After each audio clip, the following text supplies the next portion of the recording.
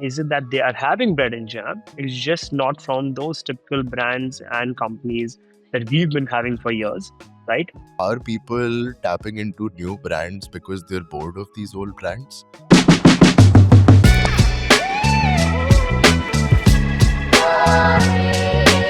This episode of Glued, guys, I'm super excited. It's one of my favorite topics.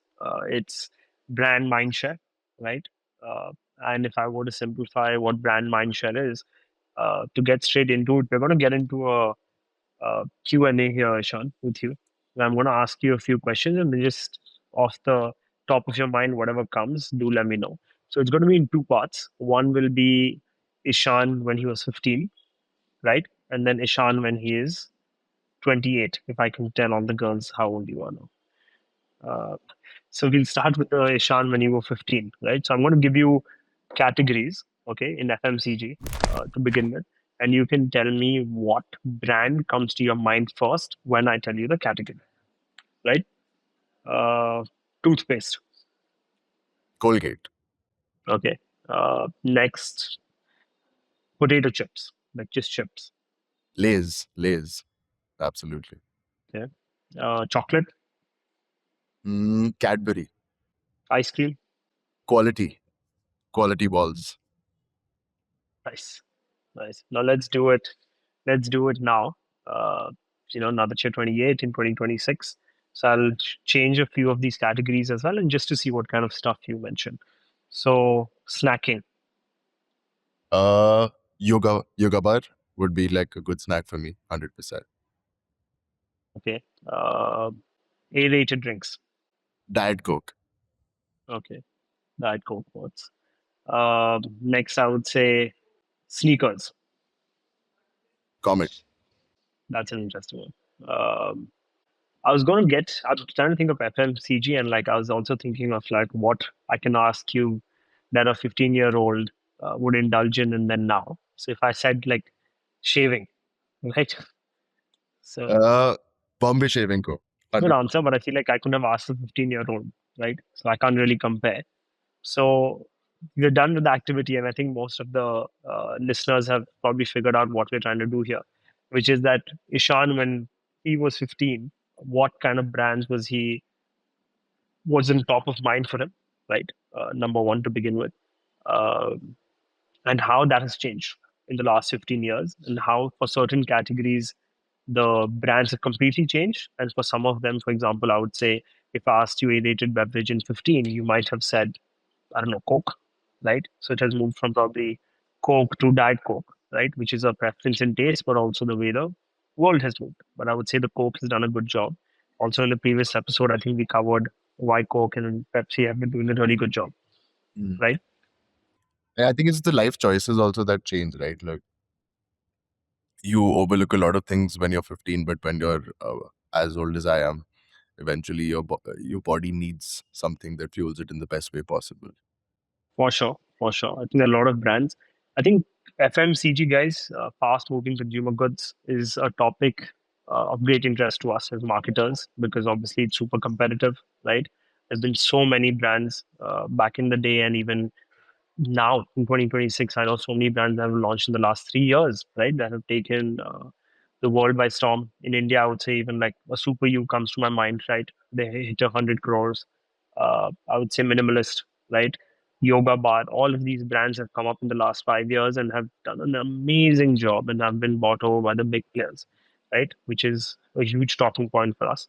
So in this episode, we're basically going to cover what brand mindshare means, right?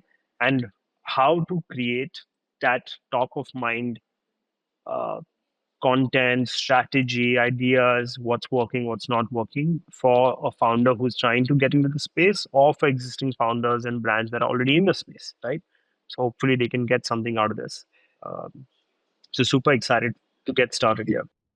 It's just like we were discussing before how advertising has changed over the years. I do feel like because it's ever evolving, the way that these brands have come into the market, what highlights in them in the best way possible is that they adapt really well to the consumer, and that's why they're doing so well.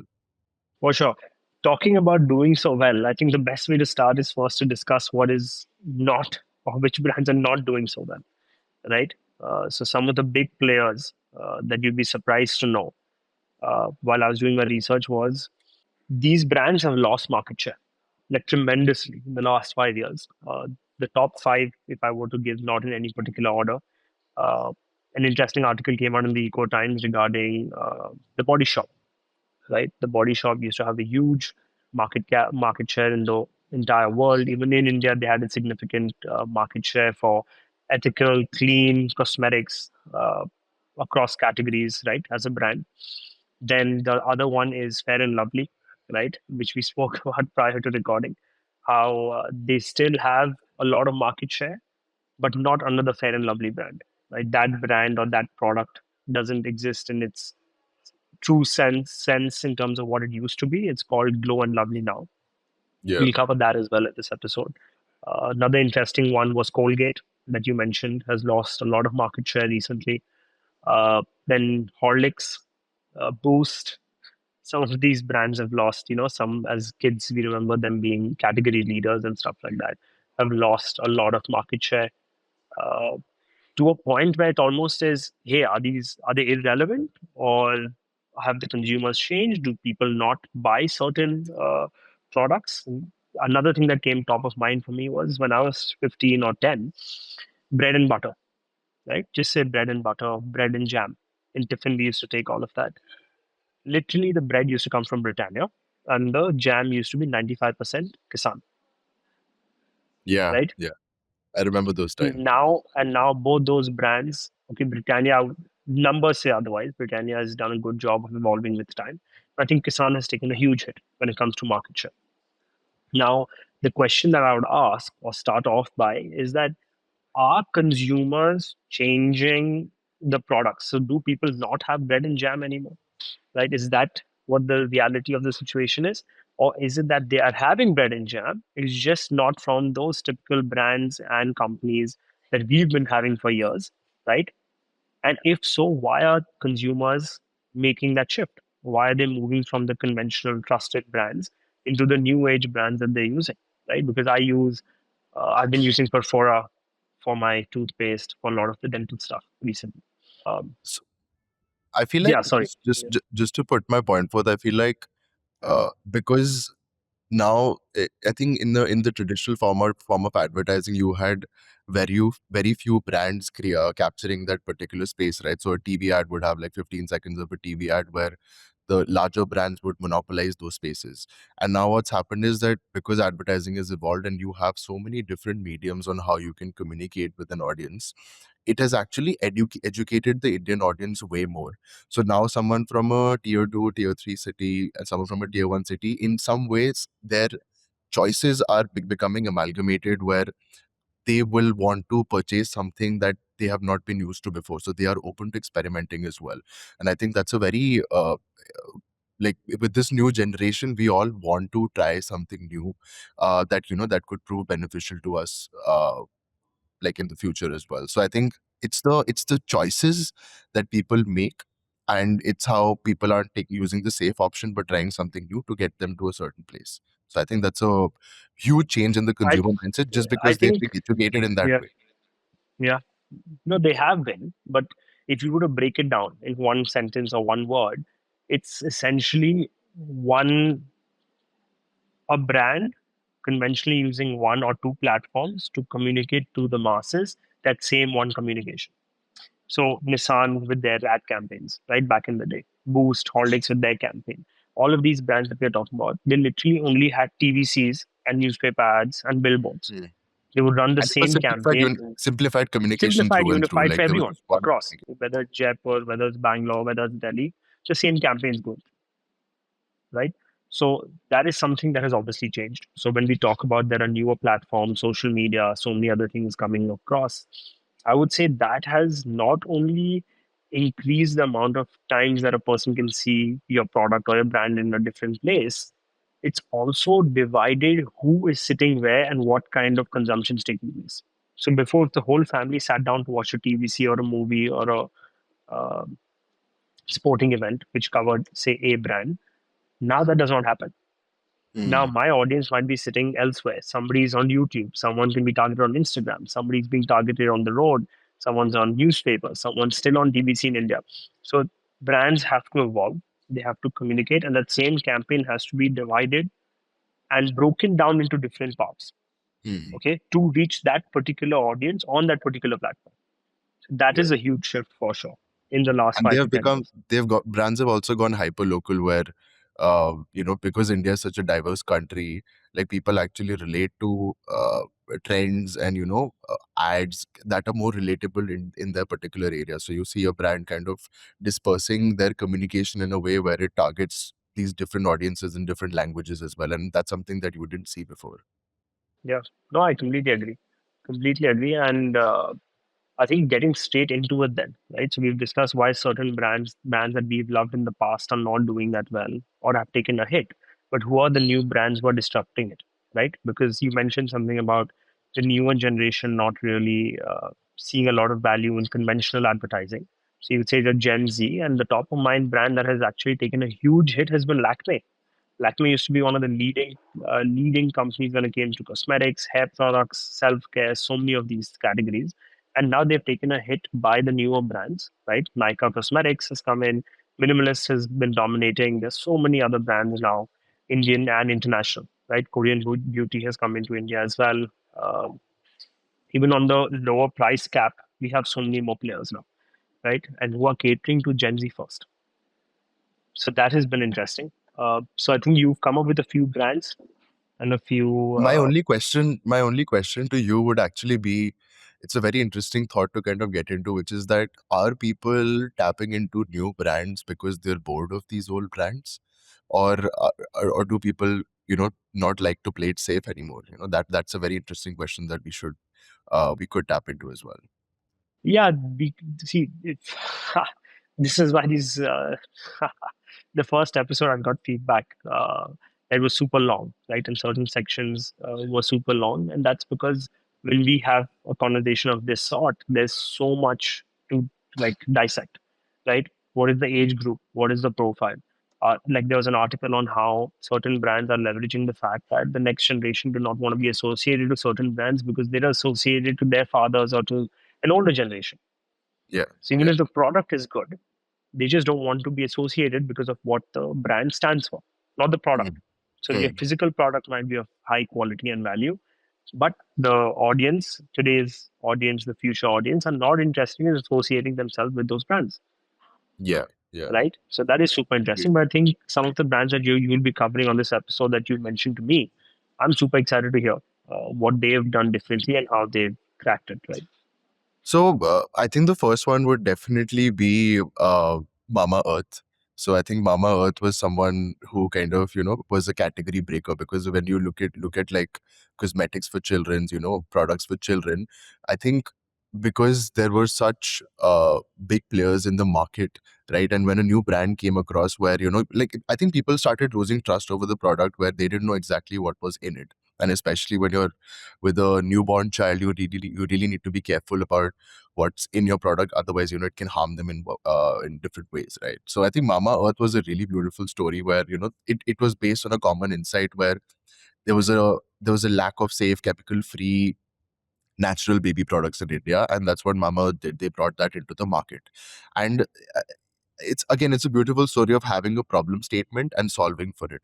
And that's exactly why they started doing so well, is because the way they kind of marketed themselves is also very beautiful, which is that instead of going the conventional route like the big brands, the big players, they kind of made their channels through social media, like digital channels, where they could target people by spewing information about the product so that people start trusting them more.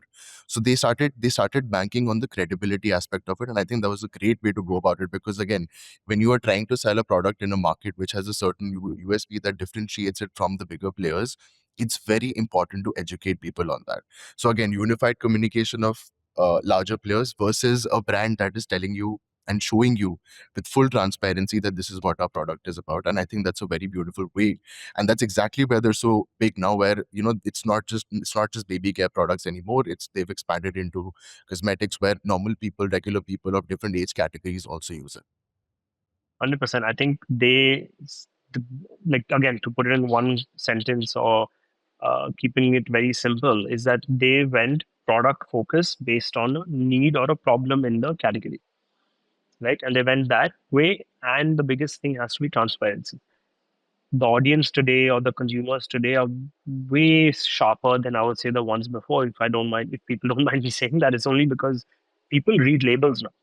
People do turn around the bottle and the cap and the thing and look at the packaging and they're like, okay, what's in it? Right? What's going in my stomach? What's going in this beverage? What's going in the products that my children will be consuming? Like it's higher than ever before, right? Gone Yeah, are and the I think days where people are, just listening to the five people they have in the community, right? Like back in the yeah, days. absolutely. Yeah. And it's, I think, that label has not been converted into into social media, right, where you break that label down into like information that people can consume as well. So I think Yeah. that's a great way to go about it. 100%. And 100%. Yeah. talking about credibility, if I get into more, like, I think the whole idea of credibility also comes from the fact that people have humanized themselves. So I think one brand that has really done that really well, which is Indie Wild. Like Indie Wild as a brand, if I like, let me just like present the screen and show you guys what I mean. So their founder, which is Deepa Khosla, she's done a great job of, showing her face and, herself trying those products. So it's like you practice what you preach, right? Like she's the one who's propagating the brand in the best way possible. And I think that's a great way to go about, how you push your brand forward. So if you go through the grid also, right, like this, so like the aesthetic of India Wild, the way they've built themselves is to a level of an international brand where it's founder first. So if you do look at all the creatives, at least like 30 to like 50 to 60% of the creatives are actually the founder herself, and like she's modeling for them, and she's doing collaborative posts with them. She's the one who's like, this is my mission and this is what I believe in and this is what I'm pushing forward. And people love to see that. It's basically showing her lifestyle and how that lifestyle particularly fits into the brand itself. And like I'll maybe go through some more content, like it's like, this is just her sitting and getting a chumpy from her mom and a grandmom, right? Such a beautiful, relatable story where you have these people, you know, it's just based on basic consumer insights that people can relate to. Getting a chumpy, like they just released a product which was the chumpy all that they had. Again, a very simple product, but the way they, brought it to market through storytelling was something that turned out to be really beautiful in my head. So again, overall, my whole perspective here would definitely be that, founder led content where, you are the face of the brand and you are propagating the brand in the best way possible, builds that credibility and trust for the brand as well. I think for the longest time, if you would again break it down, I've just been on this pattern of one sentence, is that founder led is not just about putting the founder in front of the camera. It's about, does the founder believe in the product where they use it, right? And then others are told, are like, hey, I use the product, I love the product, you should use it too. Because for the longest time in cosmetics, self care, all of that, you would have Katrina Kaif, you would have your I still remember all the commercials growing up where it's like people who look a certain way are using a certain product. So they're like, you aspire to be using that product so that you look like them, right? That is gone in the conventional sense, right? And also, people are not buying into that anymore at all. They want to know if the founder and if that individual is doing it. I think Shantanu for Bombay Shaving Company does the same thing, right? With his content, what he talks about, the kind of stories and the kind of IPs that he's done. Same logic, right? Founder led content of value, transparency, and at the end of the day, do you use your product, right? Do you swear by it, and only then do you tell me to use it? It's as simple as that. Yeah. And I think it's not like a CEO that's sitting in a boardroom and, talking about strategies, but it's the founder herself that's putting herself in the strategy in the first place. So I think that builds credibility and trust. It just to boil it down into one sentence. Yeah, 100%. Then moving on to, okay, so one was founder led storytelling. Now again, if I look at pillars, right, I think in an Indian audience, another thing would be very important is that people love to feel like they belong.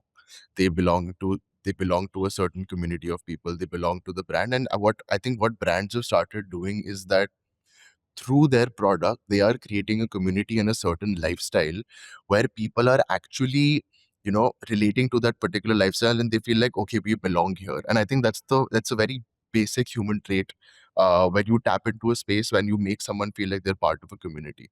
And I think I'm going to show you guys a brand which is called Yoga Bar. I think Yoga Bar has done this really well. Indie Wild has also done it really well, where they've built these parties, built these spaces where uh, it's that target audience and their particular lifestyle, and you have so many people relating to it. But I think Yoga Bar has done that perfectly as well. So I'm just going to present my screen and show you guys what Yoga Bar has done. So if I go through, the interesting part is that if I go through this page, you will actually see people of extremely like different categories. Like you have someone who's like if I go down, you have someone who's a person who works out. Okay. And then I saw this visual where it was just like it was a kid holding a yoga bar as well. Like, see, so it's like you're catering to a kid who wants to snack, and it's a parent picking healthier options for their kid, but it's someone who is a typical gym bro going to the gym, working out, is someone who they're also tapping into. So the whole idea of community over here in my head would be the health space, right? Like how we talk about products that are good for your body, and how consumer behavior is changing where they're picking the right choices, right? So to me, all of this ties into one community where people are making healthier choices. So if I'm a person sitting in the market, like where I'm like, okay, if I had to pick something, if I had to pick a chocolate, if I had to pick a snack, which one would it be? If I had to pick a snack for my kid, if I had to pick a snack for my friend, if I'm a fitness person, if I had to pick something, I would always pick the healthier choice, because that's how consumer behavior has changed. So, and even if you do, even if you go through the grid, right, uh, they have they have a mix of product photography, like beautiful, popping colors and images that are there of the product. But the real life content is something that stands out. It's real people interacting with the product, talking about the product, talking about the fact that, how it fits into their lifestyle. And that's how those categories are seeping into the regular consumer. And I think that's a great way of marketing your product. Very interesting. Even this is a super competitive space. Yeah, I feel like recently with Super, you were doing the same thing, right? Very similar space. I think Yoga Bar did it. I think Yoga Bar's story was definitely one that stood out, is because of the way they started, right? Which was community first, trying to create a product for a certain category, which at that time was niche, and now they're here, right? In literally 4 years, where they've gone from catering to a niche audience to basically being one of the fastest growing FMCG brands in India, being bought out for XX dollars, right? So that's incredible. The story is incredible. I think just the way they've gone about making sure that their audience has evolved over the years, right? It's not the same consumer that was 3, 4 years ago versus now, right? And they've really done a good job around that. But I think definitely this space is hyper competitive, and for them to stand out, there has to be some. How do I say it? It's almost like, where's the marketing person? We got to talk to them. Who's led the campaign through the years, not Yeah. just now. And if you even look at it, like the structure of campaigns has also changed, where if I go on YouTube and I type Indie Wild ads, then I wouldn't Mhm. see a single video. If I typed like Dove ads, and I would see so many different ad campaigns that go through TBCs, DVCs as well. So the whole structure of a campaign has changed, where it can be an influencer campaign also. It can be a testimonial led campaign as well. So I think that's a very good way to go about it. And also, like, the last thing I would just want to tap into when I say community is that brands have started curating events, events where, the brand is at the middle of it. So even if I play this video right now, like, it's a very subtle plug for the brand, but at the same time, again, that whole feeling of belonging is that, and tapping into like upcoming trends, which is pickleball was such a huge thing and is growing in India, and tapping the wellness space of and what health benefits yoga bar provides, and getting into sport, and then creating a community event where you have people come and interact with the product but also enjoy. You leave this you leave this space thinking, oh hey, I had a good time, but and at the back of your mind, it's like, oh, Yoga Bar did this. So it's creating that recall for the brand through community events where the product is a subtle plug, but the brand in itself is something that's propagating that for you psychologically. So I think that's a great way to, I think in 2026, events us is something that brands should look into tap into as well, because Yeah, that's a how you lot, a lot of build a a lot community. of collaboration, man. Like on the screen right now, we have Cult Fit, right? Yeah. Then we have the Kind Cafe, something we visit quite a bit in Bangalore as well. Yeah. Yeah. which is doing really good business, and that just goes to show that collaboration is extremely important, right? And making sure that there's a space, there are people, there's a face, right? There's a face to your brand of real people, and like just to give you context here, it's not necessary like you mentioned in the last episode where, hey, I drink Diet Coke only because I'm a gym freak, right? I drink it because of the taste. There are certain products in yoga bars category now that are catered to yummy, tasty desserts and stuff like that, which are maybe vegan, right? And they're used in certain ingredients and they're used as replacements to certain ingredients, which is healthier but yet tasty. So it's not only for, hey, it's only for the fittest people. It's for people who are trying to make better choices, Better right? choice. And I think that is a better way of putting it rather than just fixating on, oh, protein, protein, protein, like a lot of brands have Yeah. been doing. I do believe that that's not going to last for very long, Too long. probably another year. But we will have another category that will come up, another fad that will come up, or even another fact, right, that gets blown out of proportion, and all brands start to come together, which I think is very funny that it's considered to be strategy, but if you actually were to think about it, it's just multiple people following the same thing that other brands are doing. So it's actually controversial take. I think there are a lot of average marketers who just look at what other competitive brands are doing and literally copy paste, right? And live off a trend and then have a bit of a spike in sales by like say 3, 4, even 5% at times. And they think, oh wow, what a great campaign we've run and how out of the box. When in reality, they've just copied what other brands are doing it. And remember this for a fact, which is that you will have a yoga bar which is leading the market, and then you'll have 10 other yoga bars that are trying to be as relevant as they are. But they're failing to because they're not as original as what yoga bar actually started off as, right? So there's no point looking at yoga bar in 2026 and being like, we want to be like this. Go back in 2021 and see how they did their marketing, see how they went about the thought process, see how they went about packaging. Hmm. Learn from that, right? I think the Aj, packaging is quite same. Yeah. groundbreaking No, it because has changed over the years, Ishan. That's my point. yeah, It has changed over the years. I think back in the day, because there were lesser touch points, your Colgate, your Parachute, a lot of these other products would have, like, Parachute is that blue bottle, yeah, right? Cadbury is purple. All of these things had even more relevance back in the day because you have such little touch points that wherever you do see the product, there should be a touch where it's like, okay, that's Cadbury color, that's Cadbury here, that's Cadbury there. hmm, Now, because yeah. of the multiple touch points, I don't need to do that. I can educate the audience. I can have multiple different. We've just worked on a brand called Kiko, right? Which I'm super excited, guys. So you guys have to try it out. It's going to be in the market very soon. Where they have amazing products, right? Which you can see on my screen right now, which I'm going to have presented, right? Yummy products. And the way we've gone about packaging, and Ishan, the way you guys went about it, if you want to take a minute to let people know how you thought, how your creative team went about creating different color categories, but yet having it, all come together. See, I think the main idea here is to have a product that stands out on a shelf space as well. So even when you are like, I know that the buying mediums have changed. It's not just shelf space anymore, but you have your Swiggies, you have your Blinkits where you're ordering your product. I do feel like the first thing that when you walk through a store is that when you look at the product, it should stand out and it should appeal to you.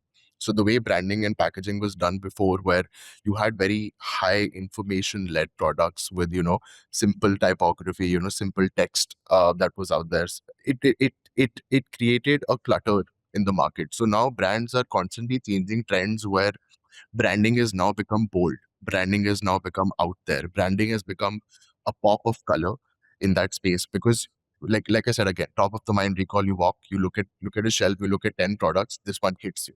So for Kiko also, the way we built our characters, it was combining the storytelling of the ideology of what Kiko meant, and then displaying it in a way where it hits the customer through the colors, through the characters, and obviously we'll display the packaging on the video as well, but through the colors, through the characters, and how uh, you know beautifully they come out on the packaging.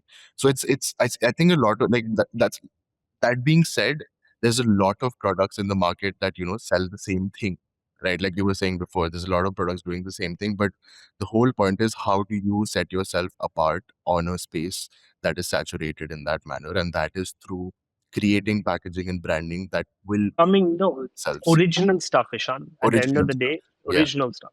Like when you yeah, look at our packaging for Kiko, I would say it is original. Nothing of that yeah, sort exists, which is why I believe and I'm bullish that the product is great, but the packaging will stand out for the same reason, right? yeah.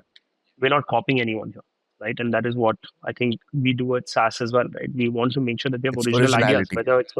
whether it's social media, packaging, branding, whatever it is that we do. There has to be a level of originality for sure.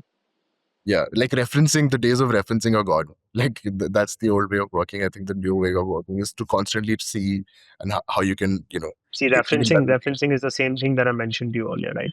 Which is average marketers just being lazy and copy pasting what other people are doing. Yeah.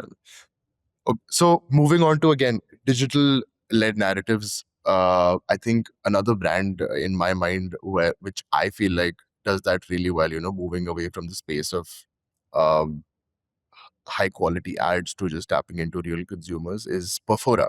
Like Perfora would be so again, like what I really found really interesting about Perfora was that their whole market, their whole digital space is based on product education done by people who are influencers, micro influencers, and it's collaborative posts where you have like maybe a doctor, like a dentist talking about it, but someone who looks like a modern day dentist, and them spewing the information in a very creative way.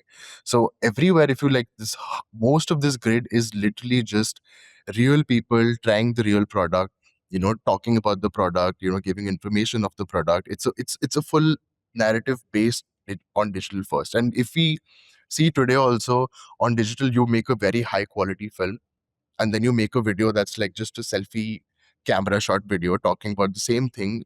The algorithm, the way people act and the way people have started behaving on social spaces, that they want something raw, they want something real, they want something that appeals to them because it makes them feel like they're part of that situation as well. So I think a good, again, like traditional advertising would have a high quality ad with a good looking model, talking about the product in a very curated space. But here you have people who are just like us, using the product, telling us that the product is something that you'd want to try. And it's as simple as that. Like I think again, like when we talk about marketing evolving, this is the new way to go about things, where you have real people trying real things, building credibility, building trust, building relatability. These are the three pillars in my head, is something that works really well for brands these days. For sure. And like, just think about uh, all these years ago when they would have started, just having that meeting or that conversation with the marketing team being like, we're competing with Colgate. We're competing with the Yeah, absolute beast, right? And how are we supposed to change and compete in that market, right? So to absolutely. go to have that option, which is why I think we have so many new brands coming up because they're seeing the biggest and the most dominating brands being disrupted in the last 3 4 years, Yeah. which is incredible. And But yeah, at the end of the day, yeah, yeah, go. Colgate seems like Colgate seems like it's here, right? What these brands have done is they've come down to our level, and it's almost like we spoke about this, right? It's almost like a conversation between two people rather than it being a brand telling you that this is what's best for you. And I think that's very important. That's a very important point to note, where now brands are acting like our friends. The brands are acting like the people around us. Brands are acting like someone who's advising us what's good for you, rather than a Colgate telling you that, hey, here's a toothpaste, your teeth will be white. So the unified communication has now turned into a very personalized communication. 100%, 100%. No, I think we've covered a lot of the major pillars, right? If I were to sum it down, like the top three things that come to my mind would be purpose-led problem-solving approach, right? Which Mama Earth has done beautifully, and we think Perfora is also in that category. To be honest, a lot of these brands who are starting off niche by trying to solve a problem, right? And then expanding, which is what Perfor and Mama Earth have both done. I think founder-led content, which is use your own product, show me that you use it, show me why I should use it, and then I will trust you and your brand, right? So I think that's what Indie Wild has done really well, which is what we've showcased as well. Obviously, building community, huge pillar in today's time, which is It's not me alone who is seeing an ad, using the product, and not talking Yeah, about it. Gone are those yeah, days, yeah, right? A lot of these FMCG products used to be in the toiletry category, in the category where it's in the toilet, you use it. The chances are that the person next to you don't even know that they use the same product. And now it's the opposite. Now you have tons and tons of people not only advocating for the product and also being like, we all do it. Let's all come together and let's celebrate that. How yeah, crazy is that? Right? absolutely. So I think the fact that people are everyone after COVID, especially, I believe, irrespective of category, everyone wants to come together for any event, right? And everyone wants to be a part of something more than just themselves. Whether it's the products they use, it's the experiences they're taking, right? The movie they watch, everything seems to be a community thing, Yeah, right? yeah. No, I think the five, like for me, I would break it. If I had to like simplify it, it would be as simple as what is your product, who is behind the product, why would the consumer want your product, and last thing would be people using your product, right? And these four things, if you capture in a particular brand in any kind of narrative, it is bound to do well on social media, because you are, again, you, because of this medium where you can diversify so much. If you, these four pillars for me, especially when we're working at SaaS as well, we try to encapsulate all of them, because these answer those questions that require answering, that the bigger brands were not doing before, but now, because of these brands being more consumer led, being more friendly, being more conversational, they are able to answer these questions. Yeah, no, for sure. And again, what's common in all of these things is transparency. Transparency with respect to what your product has, transparency with who the consumers are, has faces to it, right?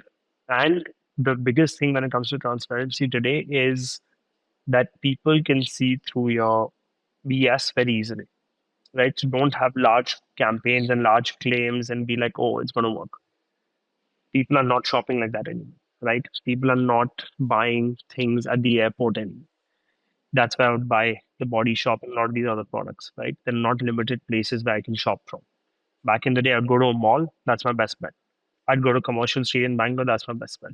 Right? You'd go to a GK and block market in Delhi is my best bet. Whatever products are there, whatever shops are there, whatever the three people using next to me are using is what I'm going to buy. Gone are those days. And So I think, yeah, brands who focus on impact do the best. Even from a marketer's perspective, as an agency, if you focus on impact, uh, an impact is not an artistic impact, any creative impact is not driven by how good your visual looks or how good your video looks. It's about how the messaging of that creativity that you've thought of relays into the mind of the consumer. but yeah, I think that was a great episode. Uh, Before we tap out, I think we do have to do our weekly shout out segment, right? So what's Yeah. on the radar this week? Okay. Which So brand? Yeah. I found a very interesting brand, actually, because I'm a avid wearer of sandals and slippers. So I think, and Birkenstocks. For me, I've owned a pair of Birkenstocks for the longest time, but I've been wanting to move away from that category because they're just too expensive. But if I had to tap into something, okay, this is a very cool brand I found, which was Tezo. So if you, what's really interesting about Tezo is that their product is essentially very similar to a Birkenstock, right? Like the way they, the usage of the product, the designs, especially, like this is a typical Birkenstock that you see in the market, right?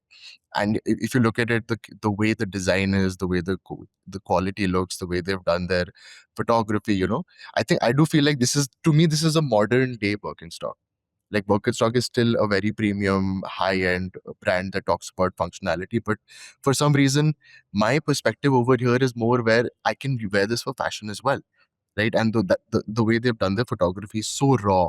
It's so, like, it's, again, taking that whole idea of being relatable to the consumer is what they've tried to show through it. And like, even if I open their website, which I will, just give me a second, I'll just show you guys exactly it's very I think interesting. no, it is very interesting, and I feel like just something that comes on top of mind for me being an Indian, growing up in India, is that you can say that the designs are inspired from Birkenstocks. The usage is the same. The category is created by Birkenstocks. But the way they have presented the products, the way that you've shown me the social media, I'm sure you'll show me some of the products on the website as well. It does not look cheap. It does not look Yeah. like a fake Birkenstocks. Like their name Yeah, is not absolutely. Birkstock, right? Like back in the day, you will literally have Birkstock Yeah, and you'll find it in one of these markets in Delhi. and you would be like, what the hell is this? Now the branding is unique, right? The way they've gone about, I'm sure they've created certain categories in the designs that I can see as well that are original to them, right? Yeah. Even if the category is not I think original to them. this And yeah, this one, the Badger, the Badger is something that's unique. This I haven't seen with the Birkenstock. mm, But look at the price. Like the price point is insane. 1/10, one Yeah, tenth of 110. Birkenstocks. And Yeah. I'm actually okay with buying two of these every year rather than spending 10,000, 12,000 on one Birkenstock that might last me a year or two. So like again, the consumer behavior is as such where the fashion, the style, everything is same. But the way they've displayed the product is very different, and the pricing is something that appealed to me the most. So yeah, No, and like I'm like this is a little off topic. I think they've done an incredible job, but we'll do an episode probably someday on Comet as well, right? And they've done the exact same thing. Let's not be mistaken at all. They very much look like an Air Force One, right? The category they're competing with Nike or other sneaker brands. But what they did well was two things. One, they made sure that the way they presented their brand was premium and up market, right? But the pricing was highly competitive for the Indian market, which I don't care how modern and cool we are. We are a price sensitive market, right? And we will be for a while. So if you have a good product, great presentation, and you sell it at a good price, or there's going to be a market for you, right? And I can bet my money on these guys doing really well in the coming years because yeah, they've and it's really put in effort. Yeah. it's the same. Like the product is the same, but the advertising, the marketing is very different. And they've just started off, and it's been like I think they've recently just started off, and Incredible, the way they've started to get the ball rolling is just incredible in my head. incredible, The photography, the aesthetics, the way they shoot their videos.